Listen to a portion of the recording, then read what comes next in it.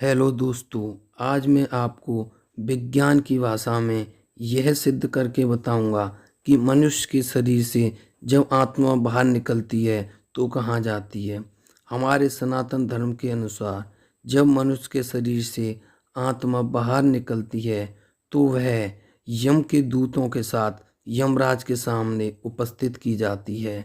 यमराज उसके किए हुए कार्यों के अनुसार उसके साथ व्यवहार करते हैं और उसको सजा देते हैं। जबकि आइंस्टीन के नियम के अनुसार जिसमें कहा गया है कि जो ऊर्जा होती है वो लगातार मास में बदलती रहती है और जो मास होता है यानी द्रव वो ऊर्जा में परिवर्तित हो जाता है। यह बात बिल्कुल सही है और यह हमारे सनातन धर्म जो यह कहता है कि आत्मा यमराज के पास जाती है और यानी परमात्मा के पास जाती है, यह बिल्कुल सही है।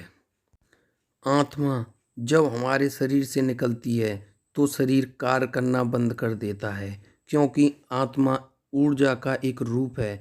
जब आत्मा शरीर से बाहर निकल जाती है तो हमारे शरीर के पास कार्य करने के लिए ऊर्जा नहीं होती, इसलिए हमारा शरीर कार्य नहीं करता और वो ऊर्जा लगातार हमारी प्रकृति में घूमती यानी विचरण करती रहती है और एक समय के बाद वह ऊर्जा किसी दूसरे मनुष्य के अंदर प्रवेश कर जाती है और वह मनुष्य जीवन जीने लगता है। ऐसा कैसे होता है ये मैं आपको बताऊंगा।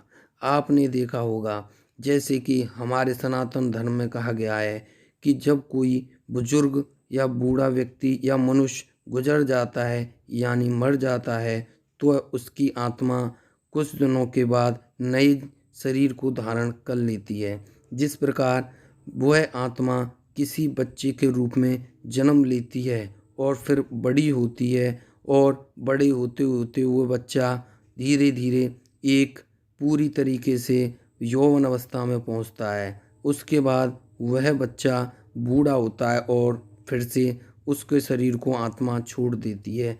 यह बात बिल्कुल सही है।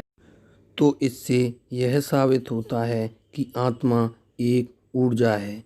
तो आइंस्टीन भी यही कहते थे कि एनर्जी और मास ये एक दूसरे में बदलते रहते हैं।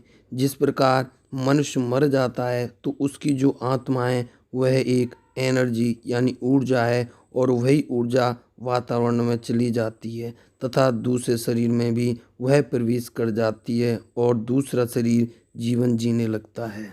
यह वीडियो आपको कैसी लगी हमें कमेंट करके ज़रूर बताएं। धन्यवाद।